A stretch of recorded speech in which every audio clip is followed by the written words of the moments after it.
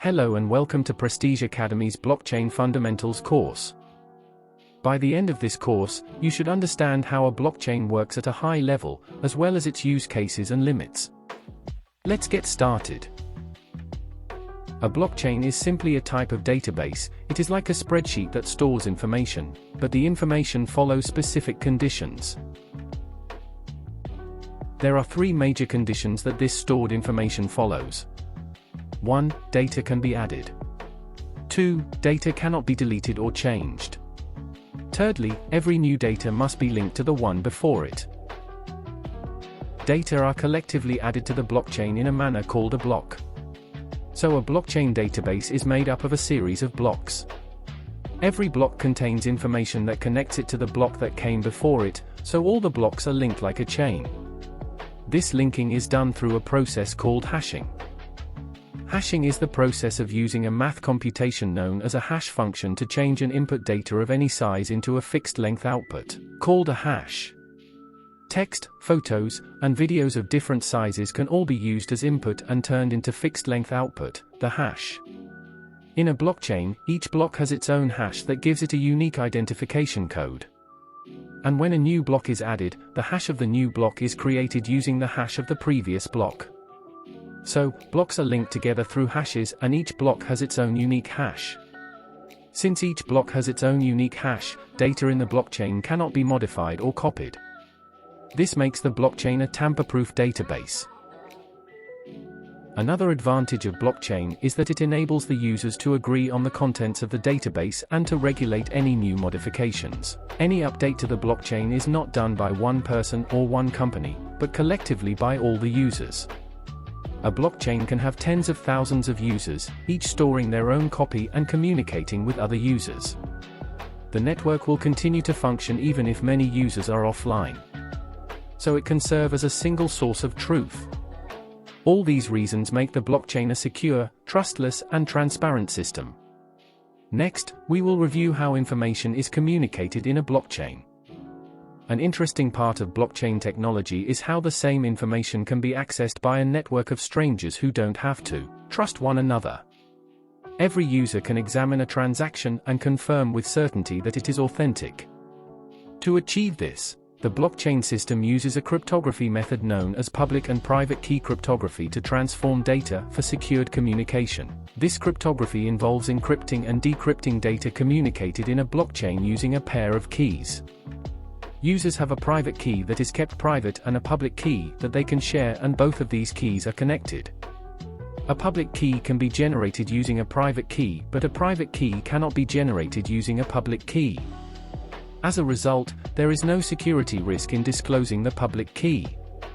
Users disclose their public key to interact with each other in the network and use their private key to approve or sign their interactions. The private key functions as a mathematically produced password or identity. By signing a message with your private key, you authenticate that you are approving an activity. As a result, users should never disclose their private key, because anyone who has access to your private key can create a legitimate signature in order to misuse your money, or otherwise impersonate you. So blocks in the blockchain are made up of messages that state something like, I, Alice, pay $50,000 to Bob, and here is my signature to prove I authorized this transaction. That message gets passed around the network, as users check that the signature matches Alice's public key. If it doesn't, they'll ignore it, and the transaction won't get validated. Next, we will look at the different blockchain users and how transactions is validated in a blockchain. Users in a blockchain are also known as nodes. A node is any computer that interacts with the blockchain network. There are three main types of nodes: full, light, and mining nodes. Full node runs checks on all the content of a block after receiving it. If it's valid, the node will keep a copy of the block and send it to the rest of its peers. It is the best way to get an accurate image of the blockchain. Light node performs smaller checks on a block's content, so they have lower storage requirements, and can run on devices like smartphones. They do not receive a full block and only download brief important information. They rely on full nodes to operate. Mining node perform the operation necessary to secure the network, and they can be full nodes or light nodes. We've covered a lot so far. As a final part of this course, we'll go over blockchain use cases and its limitations. Now that we have a broad understanding of what a blockchain is and how it works, let's look at some of the industries where blockchain technology is being used. Sending money around the world can be costly, with banks demanding very high fees. But with blockchain and crypto, sending money both locally and internationally is quicker and less expensive. Many governments have even issued central bank digital currency, or CBDC, that runs on blockchain technology.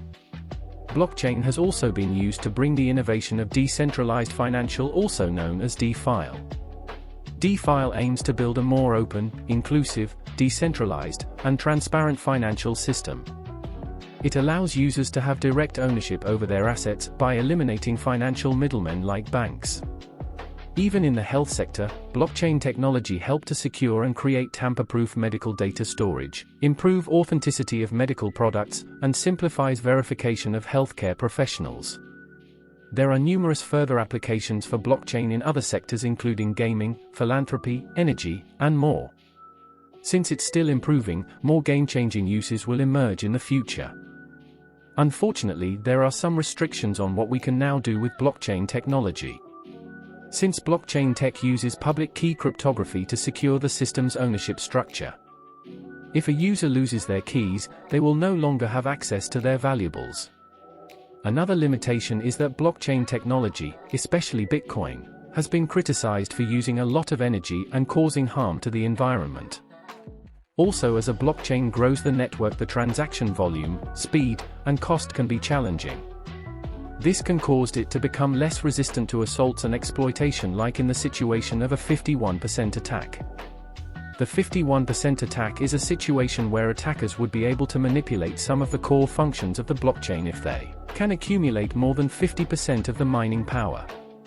But in practice, carrying out such an attack would be almost impossible. I think we have covered a lot in this blockchain fundamentals course. We hope it was insightful for you. Stand a chance to win prizes by testing your knowledge with our blockchain fundamental quiz. Join our community to gain access to the quiz. Follow us and turn on the notification bell to get update about our latest course. See you at the next Prestige Academy course.